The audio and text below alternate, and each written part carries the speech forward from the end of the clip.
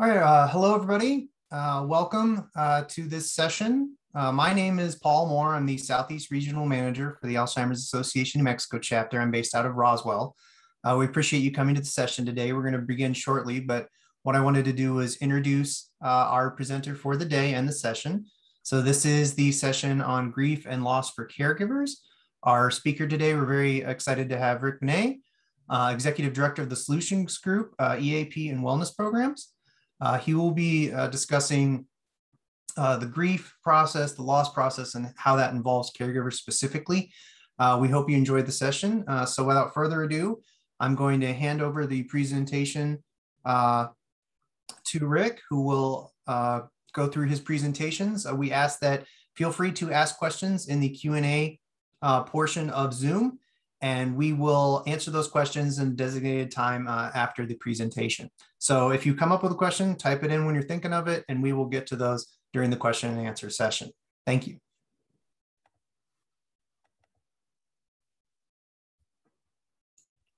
Thank you, Paul. I just want to, let me pull up my slides here. This will just take me one moment.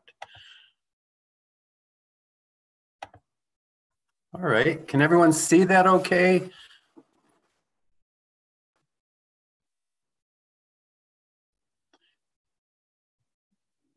Yeah, good. And can you hear me okay?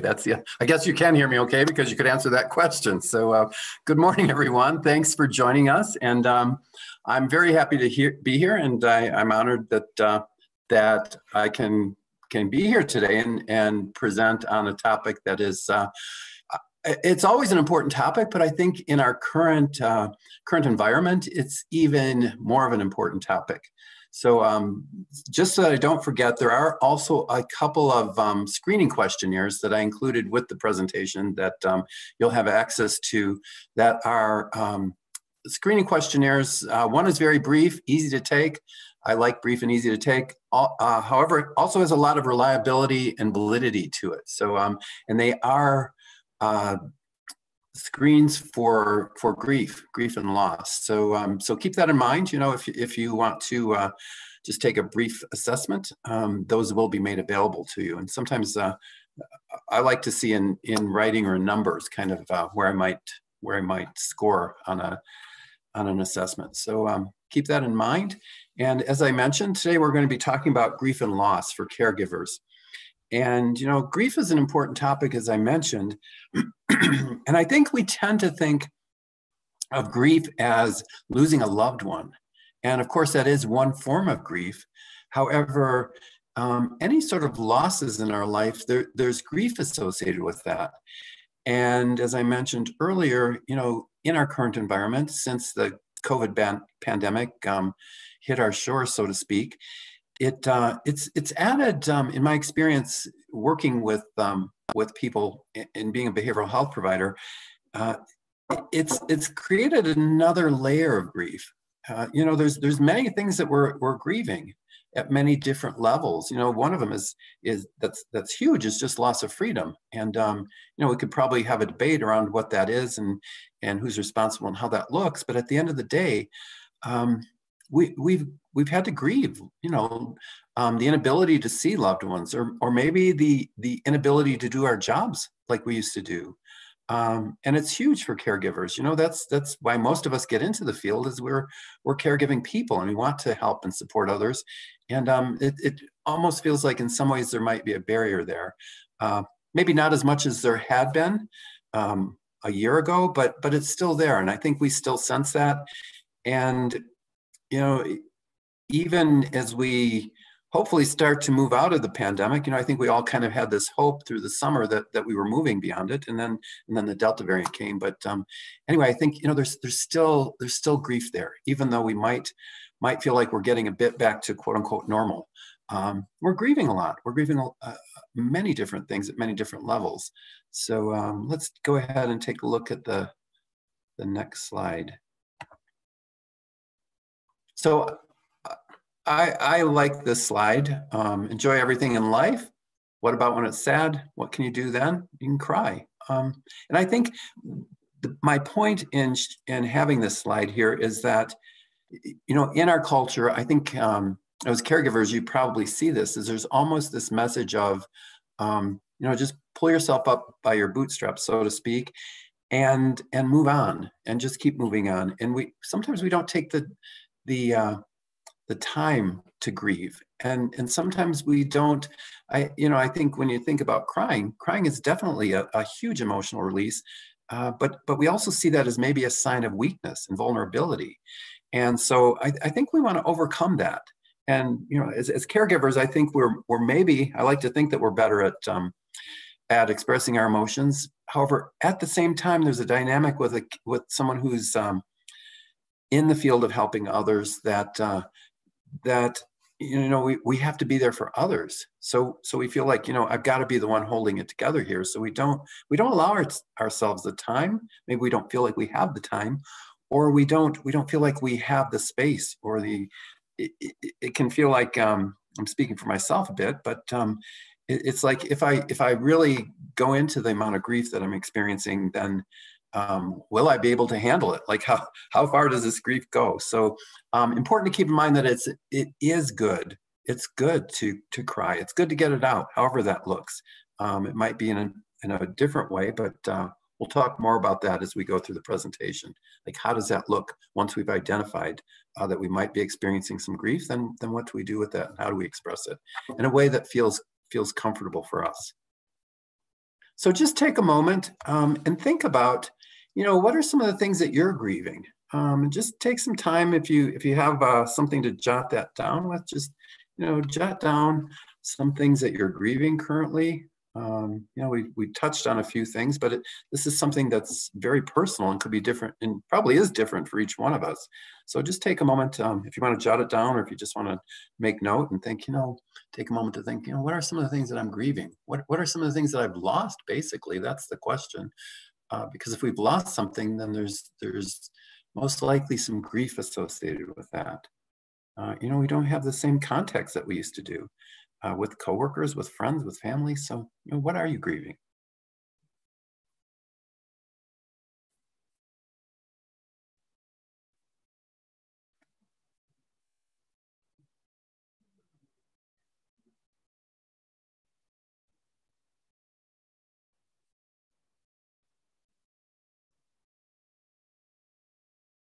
And so now that you've identified some areas of grief, or maybe some things that you're grieving, you can keep that in the context of what we're going to be going through today. To keep in mind, I think always the first thing in addressing something is to identify what it is that we're addressing and personalize it. So this question helps us to do that.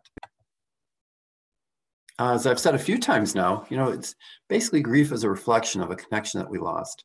I remember many years ago in grad school, a professor said, anytime that someone is depressed, if it's exogenous depression, the question to ask is, where's the loss? Because usually around depression, similar reactions with grief, there's something that was lost. We're longing for something that's been lost. So, it's a reflection of a connection that we lost. And I think, as I mentioned earlier, right now we've lost a lot of connection. I see this over and over working in employee assistance programs.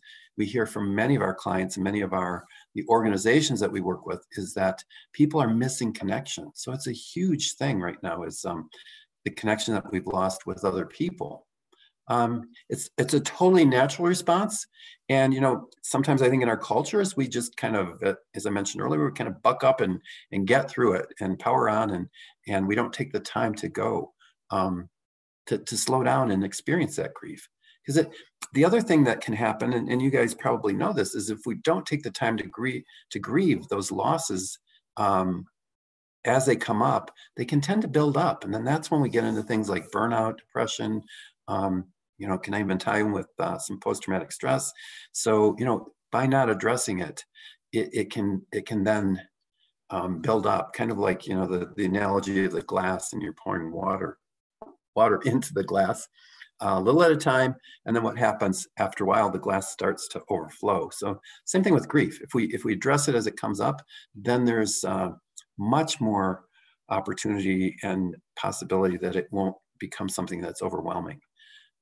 It could be thought of as sadness. it's a combination of feelings.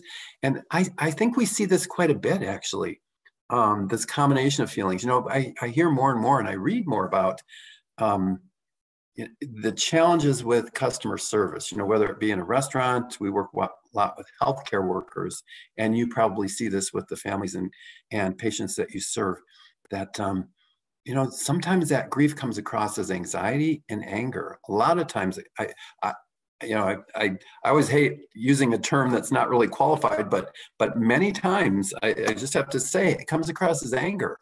And I bring it up because, you know, we see this in healthcare, service workers, anyone working with the public, that people are really angry when things aren't happening. You know, there's issues with the supply chain. I don't want to get into all of that, but shortage of workers. So, you know, there's this slowdown in getting services, and put that on top of the grief that people might not be acknowledging, and it turns into anger. You know, we take it out on others, and people tend to take it out on others. You know, I was talking to my boss the other day, and he said to me, "Did you ever think you'd live in a time when they had to put signs in restaurants to say, 'Be kind to our workers, or else you're going to be asked to leave'?" Like, you know, where we have standards of how people are expected to conduct themselves, and if they don't, you know, we have to put that on a sign and remind them of that. So, you know, I think even keeping that in mind helps me to understand other people's anger at something that might not be going well or going the way that they wish for it to go. And it helps me to stop and think, they're dealing with a lot. They're dealing with a lot of loss. And the tendency, I think, in our culture is to experience anger. You know, it's kind of encouraged, like, get angry, things will get done. So I think it's an important point to keep in mind. And I see it in myself that, you know, after a tough day, you know, ties in with grief, loss, that at the end of the day, you know, I don't have the same patience with myself. I'm talking about patience, like accepting things, that sort of patience, not a person, but I don't have the same patience with myself. Like, you know, maybe I can't get the top off of something, and I tend to react maybe a little bit more on edge than I usually would. So it's a good way to put it, that people are more on edge. And it also, you know, grief is a big teacher. It teaches us the power of our love, our resilience. You know, it's through our tough times where we build resilience. And you all know how that, you know, sometimes when we're going through a tough time, you have to think back on a time when we got through something and we're like, yeah, we came out on the other side of that. So we can do that again. So big part of resilience is getting through the loss of something or grief. You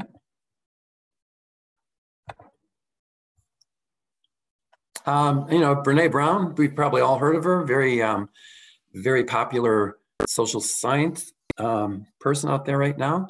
It seems to create loss within us that reach beyond our awareness. And what I like about this is sometimes we're not aware of it. And that's one of the reasons that I asked the question earlier, to think about, you know, what are we grieving?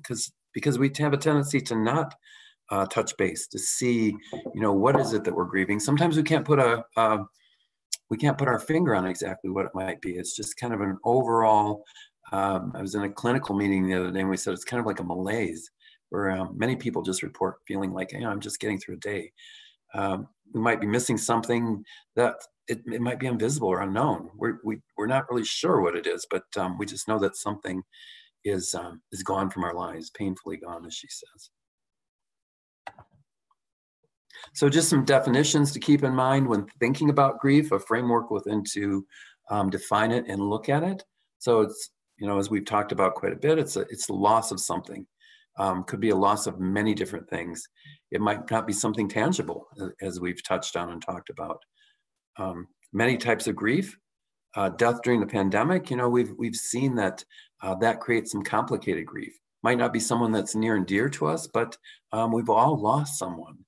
And, you know, I think even the inability, it's not as prevalent as it had been, the inability to come together as a community to memorialize someone's life. You know, we had lost that for a while.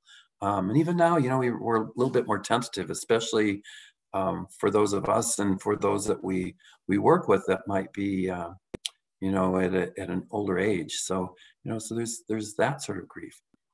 Not being able to do certain activities that we used to do. And then mourning, as it says, not so much reaction to the loss, but the process of integrating that loss into our everyday life. So I was working with a counselor that I really value his clinical skill set. And he was working with someone that had lost a spouse. And he said, well, the way that I help the person in counseling is I help them to understand that it's now a different relationship. And I think it ties in with that mourning and loss, is that that person isn't going to be gone from your life. It's just going to be a very different relationship. And I that really stayed with me. I think it's a good way to look at it and to help someone look at, like, what does that relationship mean for you now that they're not physically here anymore? So another way to look at loss and mourning.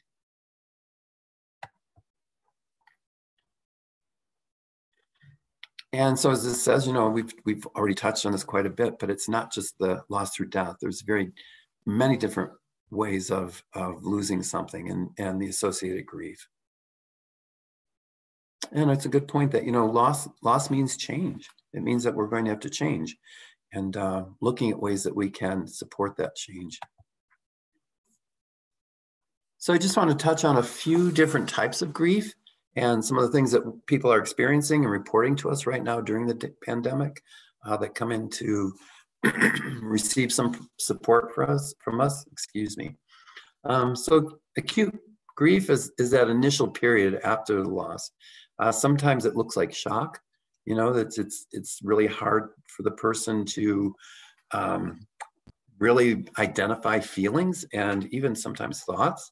They're basically just in shock. That's the acute grief, the period right after the loss. And we probably all know that serves a purpose. It serves a purpose in helping us get through that initial period without feeling overwhelmed. And then there's the integrated grief. As it says, it's a result of an adaptation to the loss. So that's when we start to adapt to the loss, and then it finds a place in our life. So we start to realize that life will go on. It will just look very different. And so we've started to integrate that life, that loss into our life. And then complicated grief. And this is when something interferes with that ability to adapt that loss into our life. Something else interferes with that. And I think that's some of what we're experiencing and seeing with COVID across the board. I mean, I think pretty much every person on the planet has been affected. And of course, that does complicate that grief process. So I think it's important to keep that in mind, not only for those that we work with and support, but for ourselves as well. Like, we're grieving as well. We provide this support service when a critical incident like a trauma happens in the workplace. We go in and we'll work with that group to help them come together as a group and process that loss and that grief. It could be sudden death in the workplace or something along those lines. And the interesting thing is after COVID started, we realized, like, we're going in to help people process loss associated with COVID. And we started to realize that it's very different. Like, we don't come in as these sort of, like, quote unquote heroes to help them process it. It's like, as we're helping them process it, it's like, oh my gosh, we're part of this complicated grief. Like, we're also experiencing loss. So we can't come in with the same sort of framework or space within we believe that we're in to come in and help others. It's like, wow, I'm helping them grieve, but you know what? I'm realizing that I'm actually experiencing many of the same things that they are. It's not like I'm just an observer helping them go through it. So you get this, that complicated grief does also complicate our relationships with those that we help and support. And then anticipatory grief, kind of mouthful. That's the feeling we get about the future and when things feel uncertain. And so there's a lot of anticipatory grief right now. We kind of, as I mentioned earlier, felt like we were going in the direction of moving beyond COVID. And then all of a sudden it's like, oh, maybe we're not moving beyond COVID. So then it's like, I don't know that any of us have lived through a time in our lives where there was so much uncertainty in our life. So of course that creates not just anxiety, but also I think it's important to look at it from the standpoint of grief. We tend to think, oh, that's anxiety, but there's also grieving associated with that. And then disenfranchised grief is when it can't be openly acknowledged. It's not socially sanctioned or publicly mourned. So, we also have some of this going on in our culture. And I don't want to get into people's maybe political beliefs, but that some people have very different viewpoints on COVID and its impact. So, that's some of that disenfranchised grief where it's like, it's not to be openly acknowledged, or it can almost feel like it's being, like it's not being validated. And I think, that tends to fuel some of the anger that many of us experience in our current society, is that, it's like, I feel like I'm being invalidated by you not, I've just lost a loved one, and you're going to try to say that this doesn't exist. Like, how can that happen? So that's that disenfranchised grief, where we feel like we're not able to openly express it. So just something else to keep in mind. These are some of the models of grief. You've probably seen many of these. One of the models that I really like is the 6 R's of mourning over there in the lower left corner. So very kind of cognitive behavioral, like very basic. You recognize the loss. What is it that I've lost? We look at our reaction to that separation, and then we recollect, we re-experience, if it's a deceased person or loss, we recollect that process and who they were and what we've gone through and what we've lost. So we more or less recognize it, we react to it, we recollect, kind of process it, so to speak. And then in that process of processing it, we start to relinquish it. We start to move on from those old attachments. But it's really important to go through that process of recollection. So of course, until we recognize the grief, we can't really go through that process of recollection. Then we readjust to a new way of life, a new world, and then we can reinvest our emotional energy into moving on. So I really like that process, because it's sort of future focused and at the same time acknowledging what we've gone through. So let's move to the next slide. Here's some of the physiology of grief. It can feel like many different things. And I just bring this up because it's important for some of us, it's a physiology that will clue us into what's happening. Like when we're angry, there are signs, bodily signs that people will experience that help to tip them off that they're angry. Or when they're stressed, you start to look at what's happening in your body to connect you to, like, oh, I'm stressed. My shoulders are up around my neck and I'm like clenching my teeth. Oh, I must be stressed. So same thing with grief. Might feel like fear, there might be the fluttering in the stomach, restlessness, yawning. So those sorts of things, just to keep in mind, if there's some physiological reactions that you can help understand that it could be grief that you're experiencing. Just some other things to keep in mind. We don't have to spend too much time on this, but maybe just take a look at those. And for each of us, there might be some things that we know stand out for us in our signs for ourselves that are a physical effect of grief. Headaches are really, really common. Some of these are things that we hear over and over again. Weight loss and gain, what are they called? The COVID-19, the 19 pounds that we've lost. Now I've heard a few people say the COVID-19 plus. So, and we've done some assessments with the workforce and asking them, like, what is their number one, maybe not so healthy way of dealing with stress and grief?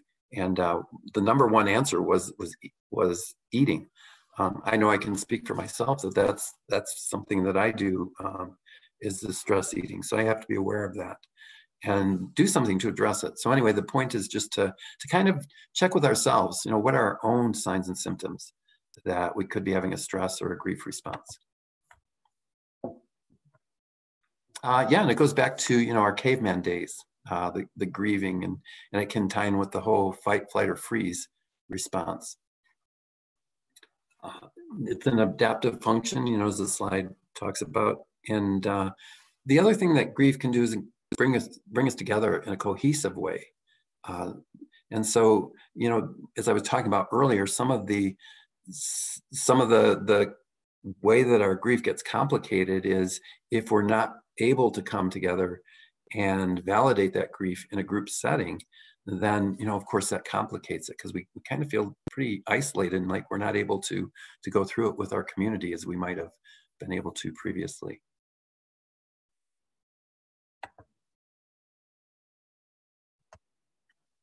Yeah, just some mental effects. So we talked about the physiological effects, some mental effects. Our mind is really trying to understand the loss, make sense of it. And so, that's why we can feel so exhausted when we're grieving, because it takes a lot of mental energy when we're grieving. So, of course, some of these things we've all experienced when we're grieving something. So, you can just take a moment to think for yourself. Are there some mental effects that are tips for you that tell you that you're grieving?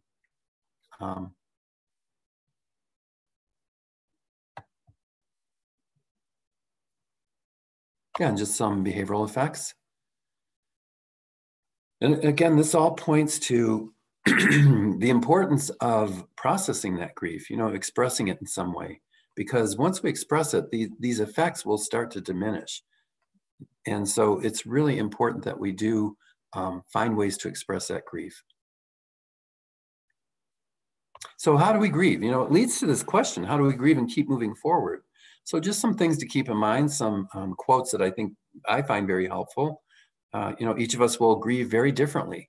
It's a very different process for each one of us. And, we always tell people when we're working with them that, they'll say, well, how long will this take? And it's like, well, it takes as long as it takes. Like, don't try to put a time frame on it. Like, just, process it. And you will find that you're on the other side of it at some point, but trying to put a time frame on it can be a deterrent as well. It's as unique as their fingerprint. I think that's so true. There's no single way to experience it. That's why it's important to look at what's important. How can we experience? How can we move on with grief?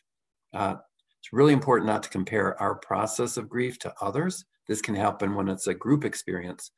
Each person in that group will experience it so differently. It can tie in with previous losses. You guys know how this works. Previous losses, life experiences, all of that. So really can't compare one person's process to another. And then I love this: expressing feelings that leads to momentary pain and long-term relief. Suppression leads to momentary relief and long-term pain. That's so true with any emotion, if you think about it. So then another thing that's really helpful is to think about, what's joyful. This ties in with gratitude. What are we grateful for in our lives right now? So it's not to ignore what we're going through and not experience what we might be grieving, but also at the same time to look at a balance of what's happening in my life that brings me joy. What am I grateful for? There's so many things that we can be grateful for. And once again, that's a very personal experience, very personal experience. So here are just some tips to help yourself through the grieving process. Of course, be gentle with yourself. We include that twice because it's so important to just be gentle with yourself, as we talked about on the previous slide, that it just takes as long as it takes, and not to try to push ourselves, because what is it? Don't let the perfect be the tyranny of the good enough. Our process is our process, and just accept that. And even in accepting that, it will help us to alleviate some of the feelings around the grief. Try to keep your life simple. As we talked about, it takes a lot of energy to go through grief.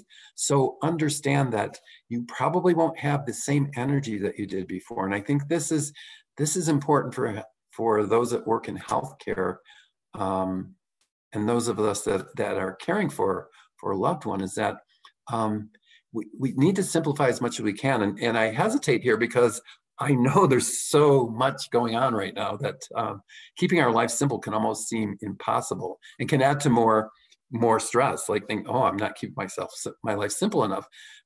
So something that we've started talking about is, when you think about life balance, is sometimes it's simple things that tell us that we're having some balance in our life. And someone said the other day, I brushed my teeth and did my ADLs this morning. So that was a success. Like, that was my self-care for the day, and it might be as good as it is. So keep your life simple. Think about those simple things and be gentle with how you frame things. I I also have to be careful with that, to think, oh, I didn't have any time for self-care today. And then that becomes a stressor. So you get the picture. It's like, find those things that you did that it's like, wow, I ate lunch, great. And I haven't sat down to eat it today. Develop new rituals, facilitate the grieving process. Journaling is great. It gets us out of ourselves, and it puts this information and these feelings somewhere that we can kind of get them out, put them away, and maybe look at them later, or if we want, process them with someone else. Counseling, I can't talk about enough how much I think counseling is helpful, to go in and talk to someone about how to sort out everything. And of course, we come up with the solutions, but that counselor can help us. Whatever it might be, there's a couple example: evening walk, morning bike ride. Give yourself permission, as you're grieving, take a break from it, take your mind off of it. Sometimes, I've seen in myself that I have to set an alarm to go, okay, the next 15 minutes, I'm not going to even focus on that at all. And I give myself 15 minutes to do something else or focus on something else.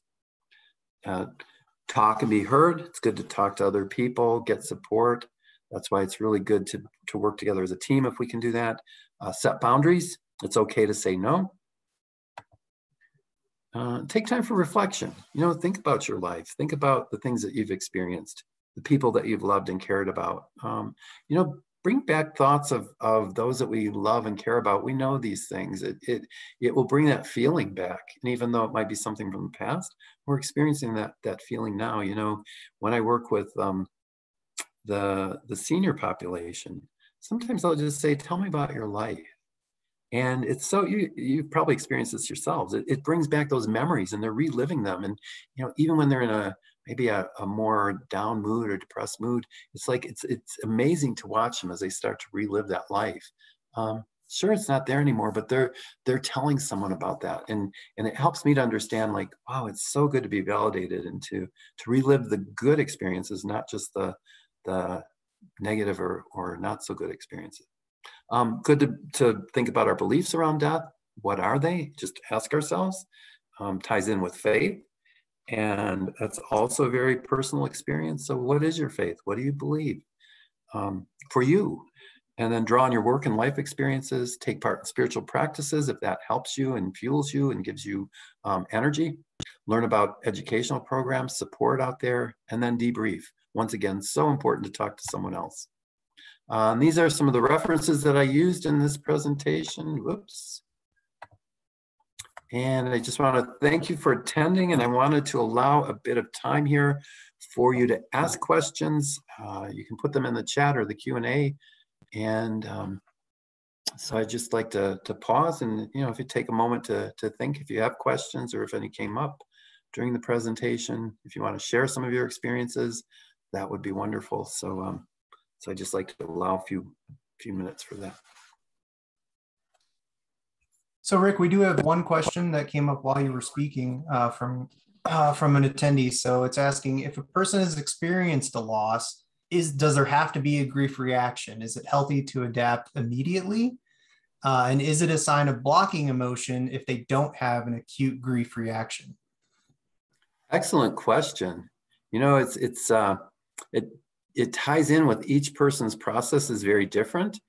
And, sometimes there could be situations where we don't have a grief reaction or grief response. Usually for myself, if I'm in that situation, I'm not having a response. It could be that there is no response, and that's okay.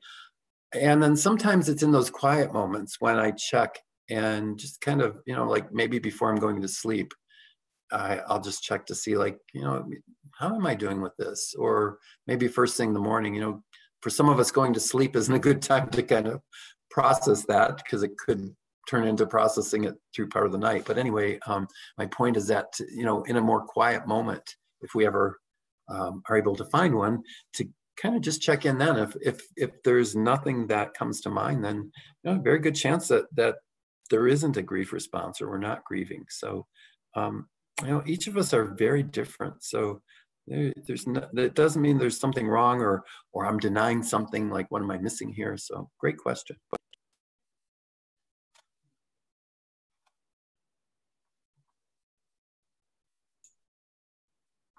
The Q&A is still open. If you have any questions for Rick, please do type them in. Rick, I wanted to ask, so with you mentioned, what we're going through with COVID and how this is kind of complicated, just the grieving process in general. When you have so many things that you're grieving, and I think some of these losses, as you said, we're not acknowledging that we've lost these things, because when you ask that question, like, what are you grieving? And I was writing it down. I'm like, a lot right now. It's lack of being with the people you want to be with as often as you want to be with them. Maybe people are moving or having to find new jobs. I mean, I know in my own life I've had many people have to relocate. So how do you handle stacked grief? I guess, like, how do you prioritize grief would be my question. Yeah, great question. One of the things I can speak from my own experience is one of the things that helps me is to find like-minded people, so that I connect with them and I can more or less debrief and acknowledge, those losses, because I think that for me, and I think for many of us, one of the most important things is that we feel like we're sharing that experience with someone. And, working with seniors or maybe people that are living alone, or we don't have the social connections we used to. It doesn't even have to mean that we're living alone. So it's like looking for how do we make those connections is an important piece. And I'm glad you brought it up, Paul, because that I didn't touch on it, but the holidays are coming up, and we all know that that's a time when we start to reflect on previous holidays and what they used to look like, oh, that holiday in 2019, like that was, had I known then what was coming up in the late winter, early spring of 2020, it's kind of like, I think back on, those holidays in 2019, it's like, wow, what a different experience. So of course, then there's some grieving associated with that. So I think the important thing with so many things going on and so many losses is to be able to touch base with someone and talk about that. Because as I kind of mentioned, the other thing that can happen with me is it can turn into impatience. Like, I don't realize I'm grieving, so then I get really impatient with things, and I'm like, oh my gosh, it's that I'm just sad. Really, it's behind this is I'm sad, and I haven't taken the time to be sad. Thank you. So we did get another question, and I think this is a very relevant one for caregivers. So, how do you facilitate someone with their grief if you're experiencing grief on the same thing? Goes back to kind of what we were talking about. If they're grieving and you're grieving because of the same sort of loss, how do you still help them as a caregiver? Yeah. Boy, that is a really good question, because I think I mentioned, when we go in to work with a group that's experienced a loss, usually in the workplace, it's a very different experience now, because they're grieving a lot of things that they've lost due to COVID. And as I mentioned, I'm in there with them, and yet I'm the one that's there to facilitate. So I totally get this question. And I think one of the things that I've had to learn in this new world, so to speak, that we're living in, is that it's okay to join them a bit. Like, at first I was like, oh, I need to keep the stiff upper lip and just be the person that's strong and going to help them process this and get through it. And it's like, it's a fine line, because I don't want to get into like, well, I'm grieving too, and it's about me, which is when we're caring for others, we're all very careful about not turning it into something about ourselves. So I understand that's a fine line, but I've had to learn what that line is so that I can join with them in a way that I don't have to feel like I'm play acting and not being my genuine self, and joining with them, because in my experience, they like to know that I'm human. Like, oh, so you're not just a Robotron here to help me get through this. So I join them to a degree. So that might just be, validating them and like, yeah, it's really tough. And here's where it's a bit different for me, is I might share a little bit more of my personal experiences than I would have in the past. And I find that helps me, because then I don't feel like I'm like an actor on the stage, and it helps them to feel like, wow, this guy gets this. He's he's understanding this too. I hope I'm not belaboring this. The important thing for me was to learn where's like that fine line between sharing some of my own experience and not sharing too much of it, so that it starts to become my grief process. So I think, you know, probably as caregivers, you all probably have experienced some of this in many ways, where it's like you want to be genuine, but you don't want to kind of turn it into your process. So does that help? I appreciate it. So we still have a little bit more time for a few more questions. If anyone has any, we have about 5 minutes left in our session, so feel free to ask. We'll just be patient and wait. Yeah, the other thing that I would add, Paul, is that if anyone has any, you know, I'm also open to learning. I don't have all the answers. So if anyone has any recommendations on either the questions or, you know, the topic that you brought up, then, you know, I feel free to share them, because I'm always learning, and I love to get input from others, because you guys, I mean, you're also experts. You know this stuff as well, and very bright. So you know, if you have anything to share with us, I'd love to hear that or see it.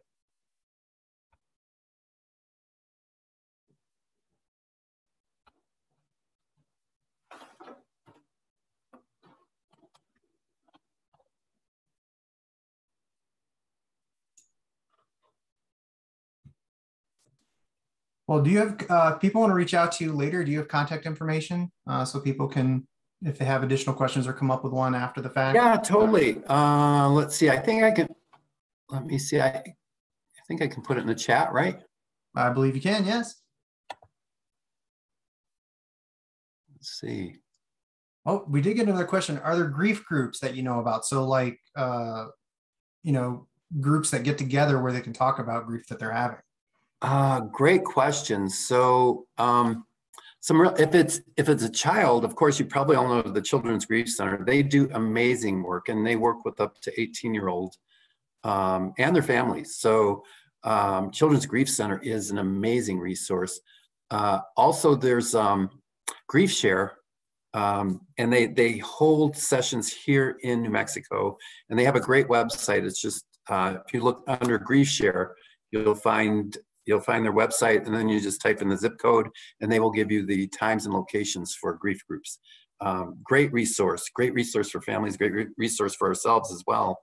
And what I like about their program is they do a bit of structured and education. They do, you know, the structured and education piece, and then they do a bit of coming together and sharing.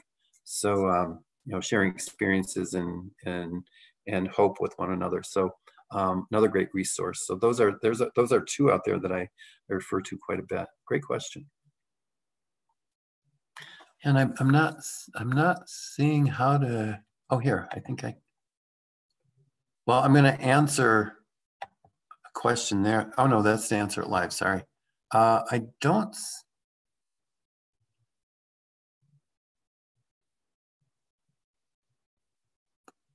I'm trying to find how to. I'm going to see if it was on the one I was displaying here. Give me 1 second. It might be because I'm presenting. Let me try. I'm going to stop share. Yeah. Okay.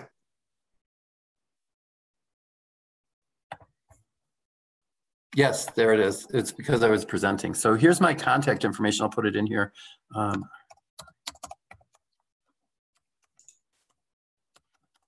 If you think of any questions, or you have anything you want to ask me about, that's great. And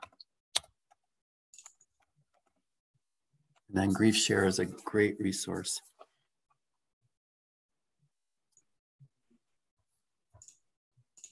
All right. Well, Rick, thank you so much. That was excellent, because I think it's something we're all dealing with right now in totally different ways. As you said, it's unique to everyone, but I think it's something, the fact that we're all grieving something at this moment was very helpful. So thank you so much for presenting today. His email is in the chat if you want to reach out to Rick and ask some questions, as well as the Griefshare you can look up if you're looking for a support group to deal with grief. Thank you so much. We're going to be ending this session so the next session can get underway. Again, Rick, thank you so much for presenting today. It's an incredibly important issue, especially in the current environment we're living in. Yeah, thank you all for being here. It was a pleasure, and Thank you, Paul, for facilitating. No problem. Great.